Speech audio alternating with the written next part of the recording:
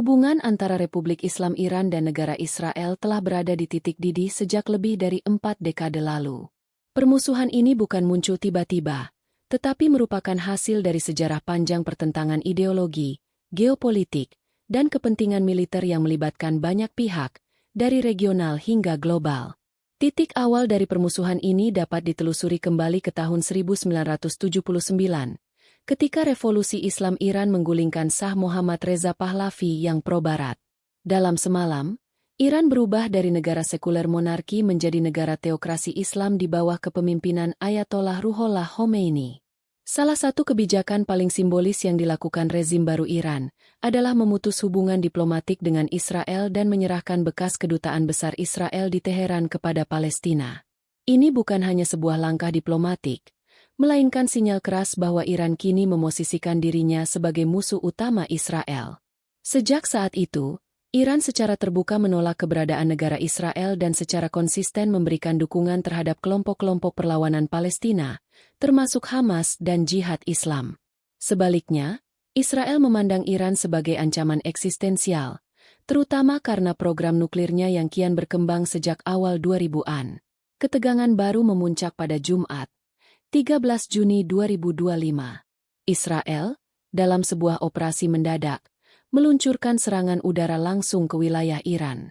Yang mengejutkan, ibu kota Iran, Teheran, turut menjadi sasaran. Serangan ini menimbulkan korban besar dan kehancuran pada berbagai infrastruktur penting, termasuk beberapa fasilitas non-militer seperti depo gas dan kilang minyak. Menurut data dari Kementerian Kesehatan Iran, lebih dari 60 orang tewas dalam serangan awal tersebut dan ratusan lainnya mengalami luka. Ini menjadi salah satu serangan terbesar yang pernah dilakukan Israel secara langsung ke wilayah daratan Iran sejak permusuhan antara kedua negara dimulai. Serangan tidak berhenti di sana. Gelombang berikutnya menyasar fasilitas nuklir Iran, bandara-bandara utama, hingga markas militer Korps Garda Revolusi Islam, IRGC. Serangan ini bahkan berhasil menewaskan beberapa pejabat tinggi militer Iran dan ilmuwan nuklir, termasuk yang terlibat dalam pengembangan program nuklir nasional. Israel menyebut serangan ini sebagai bentuk pertahanan diri dan tindakan pencegahan terhadap ancaman senjata nuklir Iran. Menurut laporan intelijen Israel, Iran telah berhasil memperkaya uranium hingga mendekati tingkat senjata, dan memiliki cukup bahan untuk membuat beberapa bom nuklir.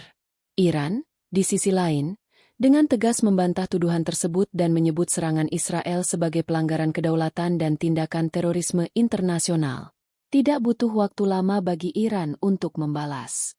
Dalam hitungan hari, rudal-rudal Iran menghujani wilayah Israel.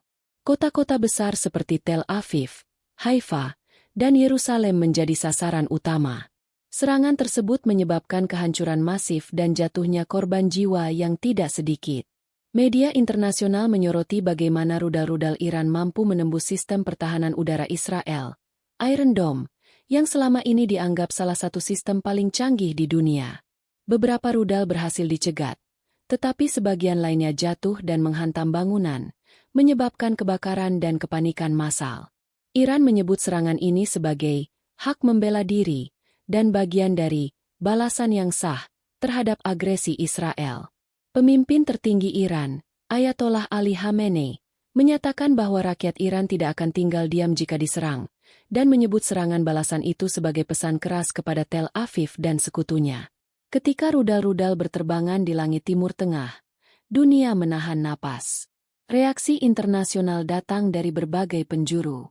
Negara-negara anggota PBB, Uni Eropa, serta organisasi regional seperti Liga Arab dan Organisasi Kerjasama Islam, OKI, menyerukan gencatan senjata segera. Amerika Serikat, sekutu dekat Israel, menyatakan mendukung hak Israel untuk membela diri, tetapi juga meminta semua pihak menahan diri demi mencegah perang skala besar.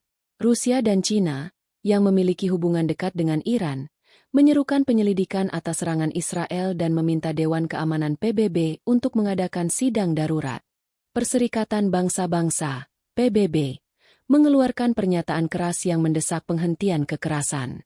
Sekretaris Jenderal PBB, Antonio Guterres, memperingatkan bahwa konflik ini bisa berkembang menjadi perang regional yang melibatkan banyak negara lain di Timur Tengah, termasuk Suriah, Lebanon, Yaman, hingga negara-negara Teluk. Konflik yang sedang berlangsung ini tidak bisa dilepaskan dari akar sejarah yang panjang dan rumit. Iran melihat dirinya sebagai pelindung umat Muslim, terutama warga Palestina yang selama puluhan tahun mengalami penindasan dan pendudukan. Dukungan Iran terhadap kelompok bersenjata Palestina bukan hanya soal strategi, tetapi juga ideologis. Israel, di sisi lain, merasa terancam oleh keberadaan negara kuat di kawasan yang secara terbuka menyerukan kehancurannya. Upaya Israel untuk menggagalkan program nuklir Iran bukanlah hal baru. Sejak awal 2000-an, Israel diduga telah melakukan berbagai operasi rahasia di Iran, termasuk sabotase fasilitas nuklir dan pembunuhan ilmuwan. Serangan-serangan Israel terhadap pejabat militer Iran bukan hanya terjadi kali ini saja. Tahun 2021, ilmuwan Mohsen Fakhrizadeh dibunuh dalam sebuah operasi yang disebut sangat kompleks dan melibatkan teknologi tinggi. Lalu pada Mei 2022, Kolonel Sayyad Hodayeh dari IRGC juga tewas dalam serangan di Teheran. Tahun 2024, Israel kembali menyerang kedutaan besar Iran di Damaskus, Suriah, yang menewaskan 3 komandan IRGC. Semua kejadian ini memperlihatkan bahwa konflik Iran-Israel adalah rangkaian panjang aksi dan reaksi yang terus meningkat dari tahun ke tahun, hingga akhirnya meledak hebat pada pertengahan tahun 2025 ini. Konflik ini juga melibatkan aktor-aktor non-negara dan negara-negara tetangga. Hezbollah di Lebanon, yang didukung penuh oleh Iran, telah menyatakan kesiapan untuk ikut bertempur jika konflik meluas. Di sisi lain, beberapa negara Teluk seperti Arab Saudi dan Uni Emirat Arab merasa terjepit, karena harus menyeimbangkan hubungan mereka dengan AS dan Israel, sambil tetap menjaga stabilitas internal dari potensi protes warganya yang pro-Palestina dan anti-Israel. Turki, yang selama ini bersikap ambigu terhadap Iran dan Israel, mengeluarkan pernyataan menolak agresi terhadap warga sipil dan mendesak perundingan damai segera. Sementara itu, Mesir dan Yordania, dua negara Arab yang memiliki perjanjian damai dengan Israel, memilih bersikap hati-hati. Konflik ini telah menciptakan krisis kemanusiaan baru. Rumah sakit di Iran dan Israel kewalahan menangani korban. Organisasi Palang Merah Internasional dan Bulan Sabit Merah mengirimkan bantuan medis ke berbagai wilayah yang terdampak. Namun distribusi bantuan menjadi sulit karena blokade udara dan darat. Di Iran, warga sipil yang tinggal di dekat fasilitas militer dan nuklir terpaksa mengungsi ke wilayah pedesaan. Di Israel, warga Tel Aviv dan Haifa harus berlindung di tempat perlindungan bawah tanah selama berjam-jam, bahkan berhari-hari. Organisasi bantuan internasional memperkirakan puluhan ribu orang telah kehilangan tempat tinggal, dan ratusan ribu lainnya mengalami gangguan kesehatan mental akibat trauma ledakan dan ketakutan berkepanjangan. Hingga Minggu, 22 Juni 2025, belum ada tanda-tanda gencatan senjata. Meskipun sejumlah negara seperti Qatar, Oman, dan Swiss mencoba menjadi mediator, kedua pihak masih menunjukkan sikap keras. Iran menuntut pertanggungjawaban Israel atas serangan terhadap wilayahnya, sementara Israel menyatakan tidak akan berhenti sampai ancaman nuklir Iran dihentikan total. Upaya damai juga terganjal oleh krisis politik internal di masing-masing negara. Di Iran, tekanan publik untuk membalas semakin tinggi. Di Israel, PM Netanyahu menghadapi tekanan dari koalisi sayap kanan yang menginginkan tindakan militer lebih tegas. Pertanyaan besar kini muncul. Apakah dunia akan menyaksikan pecahnya Perang Timur Tengah yang baru? Dengan kehadiran senjata presisi tinggi, drone, rudal balistik, dan teknologi siber yang digunakan kedua belah pihak, konflik ini jauh lebih berbahaya dibandingkan konflik-konflik sebelumnya. Analis militer menyebut, jika tidak dihentikan segera, konflik ini bisa melibatkan kekuatan besar lain. Rusia dan Cina bisa terseret jika Iran mengalami kerugian besar. Sementara AS akan semakin intens membantu Israel. Ini bisa memicu benturan global yang lebih besar. Perang antara Iran dan Israel bukan hanya soal dua negara. Ini adalah simbol dari konflik yang lebih dalam antara ideologi, sejarah, dan kepentingan kekuatan besar dunia. Di satu sisi, rakyat kedua negara menjadi korban dari ambisi dan konflik elit.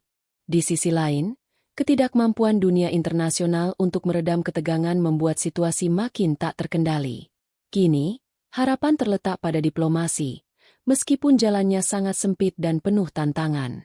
Satu hal yang pasti, selama tidak ada perubahan besar dalam pendekatan kedua negara, siklus kekerasan ini akan terus berulang, dan dunia akan terus dihantui bayang-bayang perang global yang kian nyata.